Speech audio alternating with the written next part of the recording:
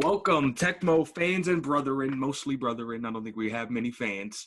I'm here today with the OG commissioner. Yes, sir. What's going on, fellas? We're, I'm going to answer for him. We're doing good. We're doing good. So today we're doing something a little new. I know I had my ebonics, as Joel like to call it. So we went to video.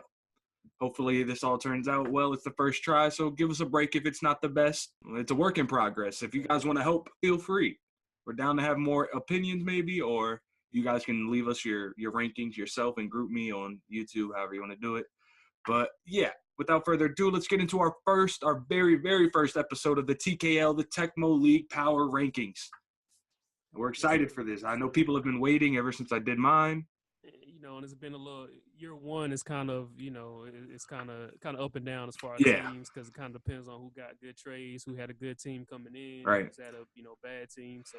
And we have to, yeah, exactly. We have to preface it. I mean, we're not really going to go off of, people's names and what they did in the last year. What we solely went off of is through the 8 to, what is it? It's week 8, right? Yeah. So through the 8 games, if everybody's played 8 games or whatever, Jason and Gibbs just played. Yeah, it's at least 7. And we're going to go based off of your defense, your offense, the numbers you're putting up. Obviously, losses affected, wins affected, marquee wins, things like that. We'll try to have a reasoning for each one. Before we get into the rankings, let's just give out our honorable mentions. I know one of them was Mark Ferguson with the Niners. Niners balling. He does have them balling, but one of the only reasons we didn't have him in there is because of the lack of a marquee win. I think mid-20s as far as offense and defense, points for and points against. So that's a little scary. Kind of exactly. Might be just kind of skating by. There's some questions to be answered for sure over there in San Francisco, but he does have one of the worst teams in the game, and he has them at 5-2. I'm not tooting my own horn. We're doing bad recently as it is, but when he did play me, it was not pretty. So what was that, 62 points given up? Yeah, so I mean that definitely hurts. It has to play into a factor. What's another one you had? Another honorable mention? My man Joel is kind of on the come up. He's had some struggles with for some reason with Sim. I don't really see the difference between Sim and Comp all that much, but he has some struggles. But it looks like he's kind of turning it, kind of learning how to focus and get his team playing correctly, and he's had some good wins in the last couple of weeks, and I think he's up at 4-3 now. So he's right outside the cusp. He'll probably be up here in his top 10. Yeah, by year's end, we'll see. I mean, it's a product of the schedule. I mean, Sim at the beginning had him hurt a little bit, and we all yeah, that too. It is the Jets. He's made some, I guess, moves that help him in the long run, but it doesn't seem like he's building too future-wise, at least draft picks and things like that. True. So we'll see how it turns out for his Jets. Lastly, we got Charles, I believe, is who our last one was, with the Dolphins. I mean, he had the Saints ball in last Madden, and it was interesting to see what he would do coming in so far. And with the Dolphins, I mean, it's not the greatest team. They're your average Madden team, and he's got them doing pretty well. He's had some tough games, some big games, some close losses, but he's also had those bad ones. So these 3 guys are definitely on the fringe, on the outside looking in. And who knows, by this time next week, we'll try to make like a weekly show thing. We'll have it change up every week based on the games played, and we'll see. Yeah, I'm looking for some movement. Oh yeah. Daddy Lee's has their own power rankings, and it's kind of similar to ours, but a little different order. Well, yeah, I mean they got me at number 1, which is weird. So any logical one wouldn't do that. So I guess without further ado, let's start it off here with our number 10 team. Shocking. Is it shocking to you? Yeah, I was not expecting big things from the Skins. I don't think the team is that great on paper, and just as far as roster. And then, Jen he's always been a solid player, but I was not expecting him to jump out to such a good start this year. Yeah, I mean, you talk about his defense is the one thing that stands out to me. I played against him week 2, I believe it was 29-16. I mean, he's only given up 18 points a game. Yeah, that's solid. I mean, his passing defense is top-notch. His rushing defense is a little lower half, but other than that, his defense seems to be what's keeping him in games when it comes down to a close one. His offense, on the other hand, for somebody who runs the ball as much as he does with 3 extra linemen in the game, he is 19th in the league in rushing. So that is the big question mark with Jin. When I played him, and this is just coming from me, what I know of Madden, he doesn't throw the ball. He's scared to throw the ball downfield. He has one deep throw. It's like a play action post with like a corner from the tight end, and that's like his go-to if he's got to get a chunk of yards. So I think he just needs to open up that playbook some more, get a little bit more comfortable. And it's year one, but it is a little shocking. Top 10 for Jin in our first power rankings. We'll see if he stays there. I'm not too sure. What you got? Any other thoughts? He's got a couple tough games coming up. He's got the Vikings coming up. We know are strong. He's got the Giants coming up twice. Um, it's gonna be he's gonna be fighting for a playoff spot. I have a feeling he'll be around. You and him might be battling when it comes all down to it. You guys got 2 matchups later in the year. That's going to be a marquee. Yeah, definitely. To see who comes out the NFC East on top. But yeah, like I said, Jen, you just need to open up that playbook a little bit more, get some more. I don't know, just the running. You tip it off too easy, and it might be your hindrance in the long run. At least year one. Yeah, he's always been very safe on offense, which against, a lot of teams is going to be okay, but some teams you're not going to win like that. You're going to have to put up points against them. And you look at Kirk Cousins, 6 touchdowns to 9 picks. That just goes to prove our point a little bit further. The 23rd ranking passing attack in the league and the 19th rushing. So those numbers definitely have to come up if he wants to see continued success in the league. For sure. So enough of the Redskins. They've gotten enough love. Enough. Who's next on the list, Matt? Man, you know what? My man Gibbs has got those Browns balling. Like he's got one of the worst rosters. He's got some young talent, but that roster is pretty bad. And he's got them boys at 5-2. Well, 5-3 after this week. After playing Jason, but I'm pleasantly surprised by what Gibbs is doing with the Browns. Yeah, and I mean, his defense is really what's been his calling card so far. He's 5th in the league in points allowed at 18 and 2nd actually in total yards. So that tells me one thing. It shows that if you're coming to Cleveland, regardless of – I mean, he's got them up to an 81 overall, Daddy League says. So, yeah, that's matched up on par. I don't know what moves he's made or if the Browns are already decent like that, but he's got them balling for sure. Let's take a look at his schedule, see who he's played. I mean, we all know the well-documented game of the week that just happened. Literally just went down. In there with Jason, played well, seems like. So, right. if you can take the Browns roster and go head to head with Jason, who's near the top of the list. And the one thing with, I don't know if maybe it's more because we're on sim and when your team's not the greatest, it's going to be hard to continue dominance, but he's been up and down so far. He has some bad losses. Like, I don't know if Diggs is considered a bad loss, but Diggs is an up and down player himself with the Colts. That might be an anomaly because I heard they had a couple of desyncs. You know what happened with desyncs? You'll have a close game, competitive game, then the next game will be a ridiculous blow. Well, yeah, once a desync happens, you kind of get the other person's playbook, especially if it's a couple of them. Right. You kind of know what their tendencies are, what they're going to do, or what you were doing wrong that you can change. Yeah. So that definitely could be an anomaly. He did hang in close though, and with the Ravens, who were 6-1, he only lost by 8. And then obviously the game that just happened with Jason was close. And he about Joel coming in the ranks, but he took Joel to the woodshed. 31-6. So yeah. I mean, just the fact that he's being competitive, got those boys at 5-3.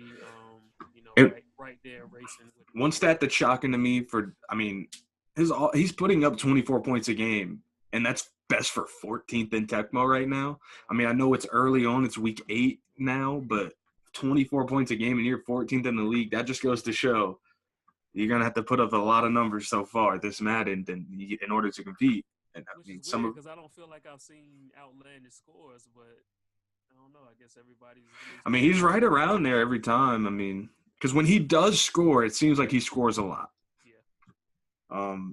Yeah, but his defense is definitely the one keeping him in games, winning him games so far. So it'll be interesting to see how he improves throughout the year. Maybe makes a playoff run, challenges Raven for that division, or if we just have to wait till next year for something from the Browns. They're sitting at 5-3. Well, yeah. I think he's got a couple of firsts, so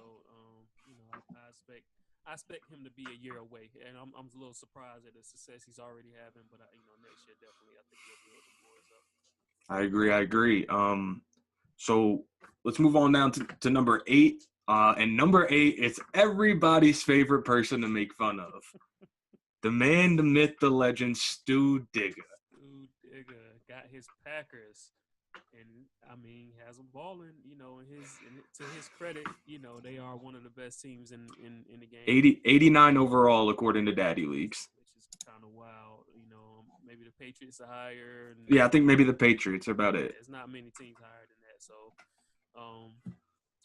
you know, I mean, he's getting the wins when he needs them. I mean, the 1-5 Bengals, he squeaks by with a 4-point win.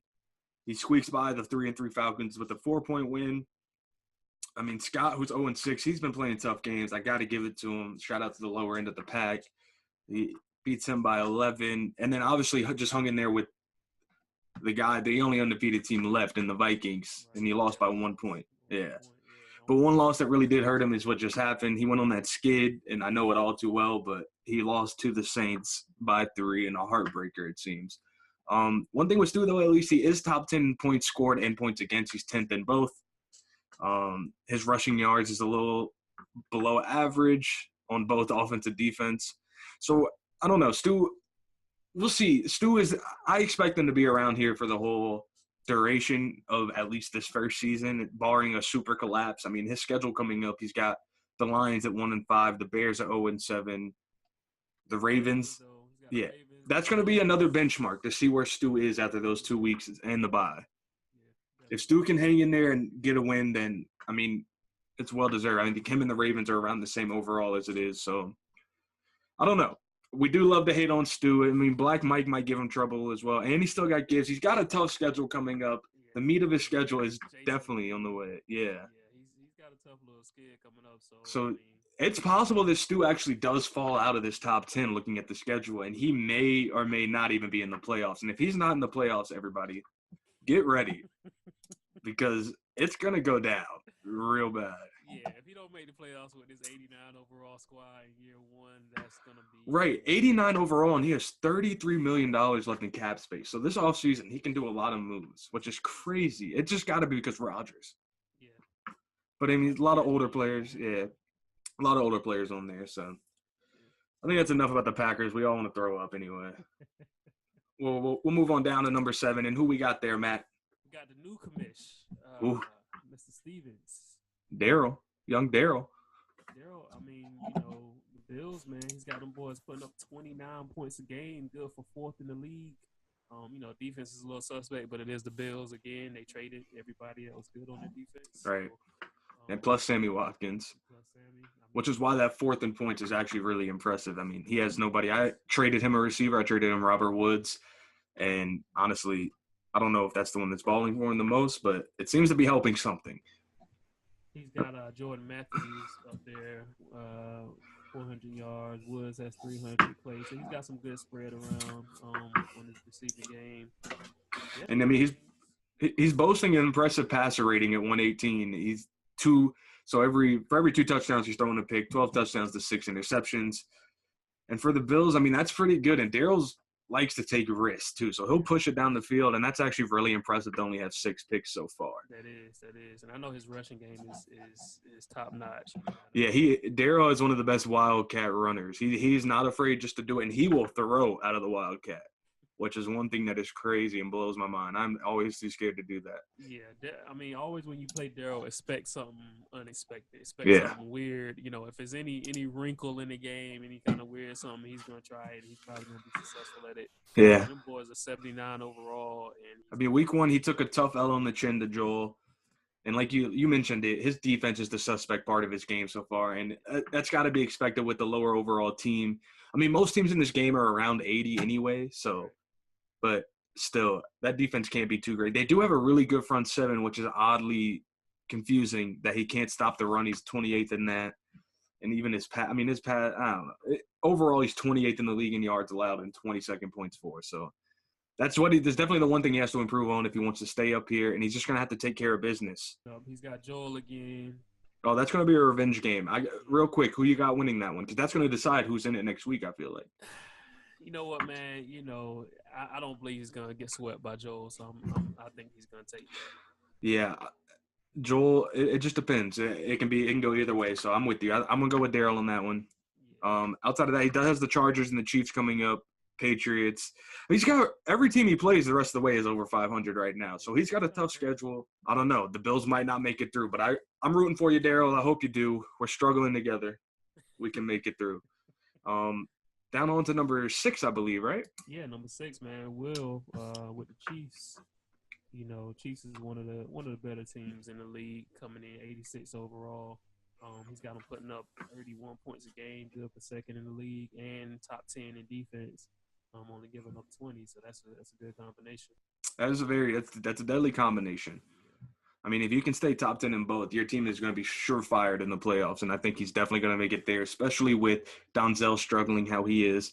Cope might be his only challenge. I mean, Cope did take him to the woodshed 35-17, but it is year one, and everybody's still figuring out their own game style and how other people play. So he's rocking with Mahomes. Is Alex Smith never started? He just rocked with Mahomes from game? I can check for you. I think he wanted to trade Mahomes at one point, but maybe he's using him. Alex Smith hasn't seen the field yet, at least for the Chiefs. But one thing that is worrisome, I'm glad you made me check. Patrick Mahomes does have 14 picks to his 12 touchdowns. That's tough. Yeah, but he's managing to win, and that's really all you can ask for. He's been sacked 14 times. And, I mean, he's boasting a pretty decent run game at 6.2 yards a carry with Kareem Hunt.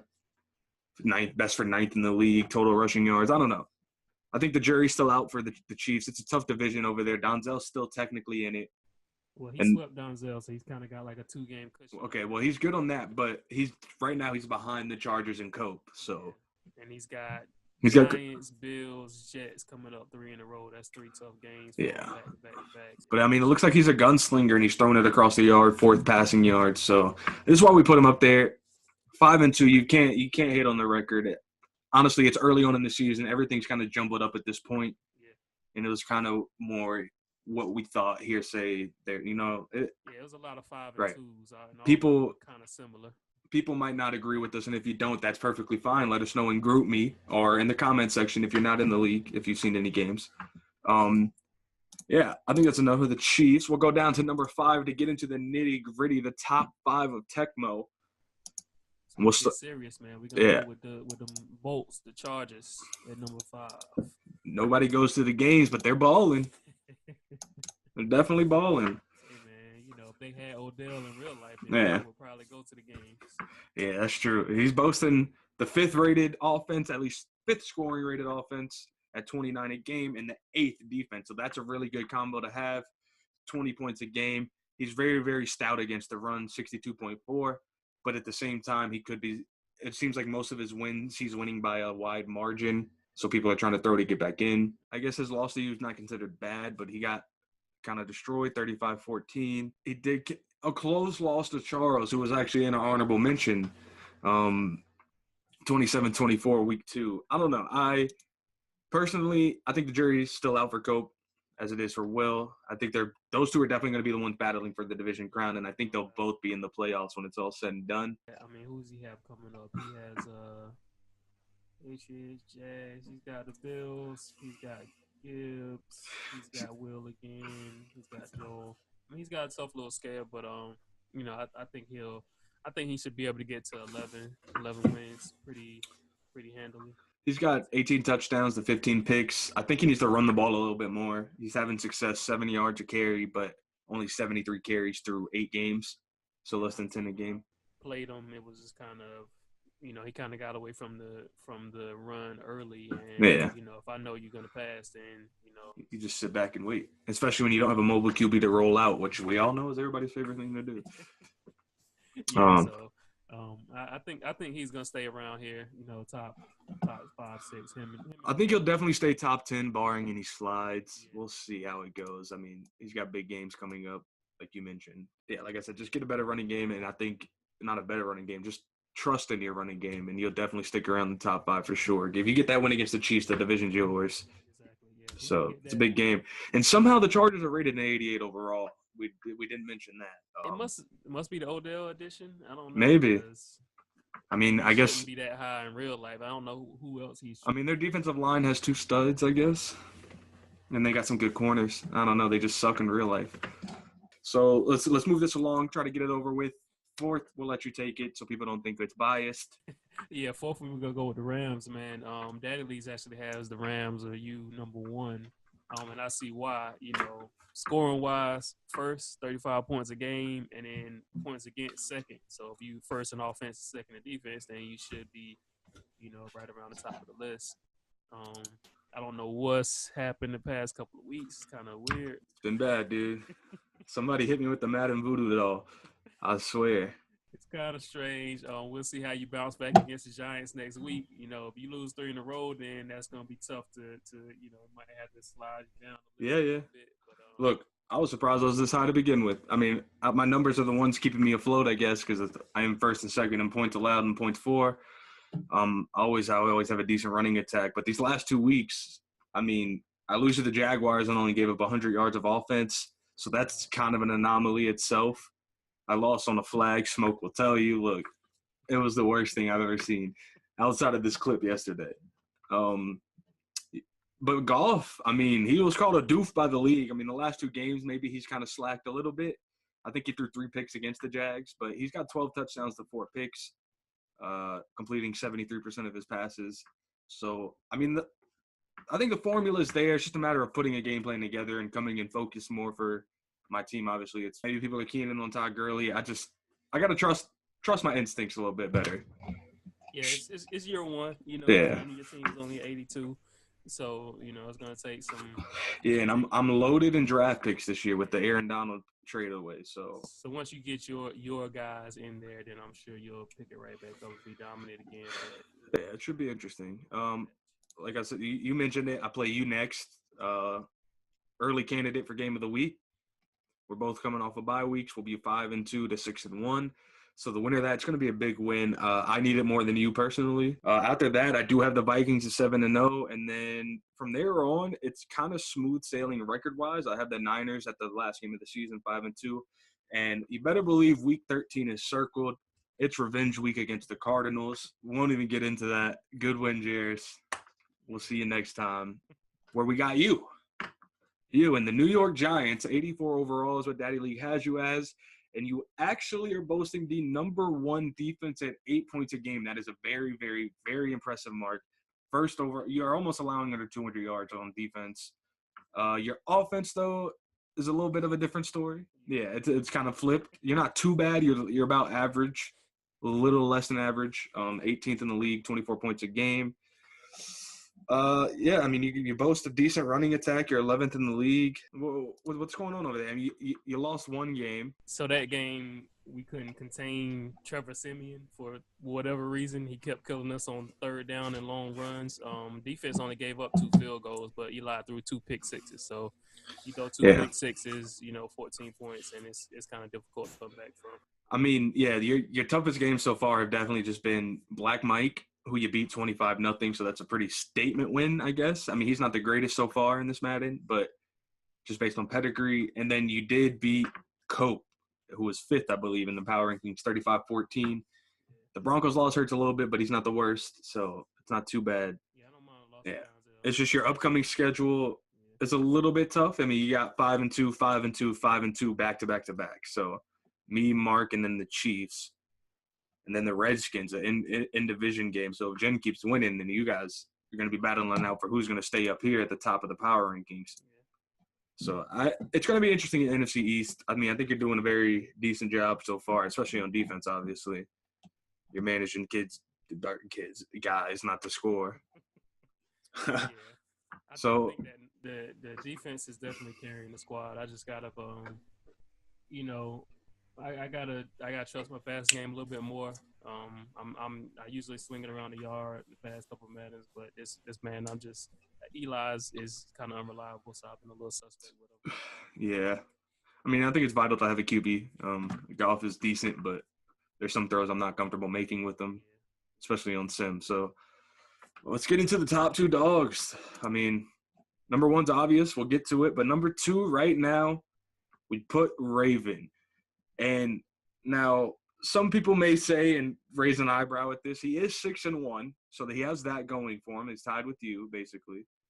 6th total offense at 29 points per game. 7th on defense, allowing 19. Where he has trouble, though, his run game is 29th in the league. He's averaging under 4.3 yards a carry, under 3 with his main running back. So I think he needs to get that run game in order. You know, some decent pedigree. You coming in averaging 45 yards a game. That's going to be a tough sell. He escaped the Bengals week 1 by 1. I mean, really the one possession game against the Vikings definitely helped him out. It didn't drop him far at all. He stayed the same from my original power rankings. Stayed at number 2. He played them close. It was definitely a slugfest for sure, 22-16. His upcoming schedule, maybe a trap game against Charles. He has Stu, and like we said, that's a big game for Stu. But if he does lose to Stu, that kind of shows you where he's at in terms of the pack, in my opinion. Right. I mean, honestly, if you look at these wins and losses, like he's kind of like the real NFL, the Falcons, or some of these teams that are 3-1 or 1-3 and can easily be the opposite. Like 1-point win against the Bengals. Barely beat Gibbs. Barely beat the Steelers. Right. Didn't do too great again. That's how it goes, though. Sometimes you just need the bounces. And he's getting the bounces so far year 1. I mean, his team is, what is it, the 88 overall. He's got Aaron Donald now to boast that defense with C.J. Mosley. Yeah. So it's like beware, basically, when you go. You want to score on defense and keep the ball away from him, really. Definitely. Other than that, he's got Gibbs again, and then Diggs are probably his 2 hardest remaining games. Bengals last game this season, maybe he can get revenge. Outside of that, I think I see him staying in the top 10 for sure. He's going to be in the playoffs with a very, very good record, but that's what it comes down to is the playoffs. Can he perform in the playoffs? I know he's been there before, but he's never amounted to much. I don't know. We'll see. It's early. It's way too early predictions, kind of. I mean, there's still a lot. Like we mentioned, everybody's 5-2, 4-3 right now. So yeah, honestly, the whole AFC is kind of an anomaly. Like, or just kind of a mashup. You know what I'm saying? Yeah. Like, I don't really know. Nobody's really standing out in the AFC as far as head and shoulders above everybody else. So, I say he's got as good a chance as anybody else in the AFC. And, depending on what his seed is.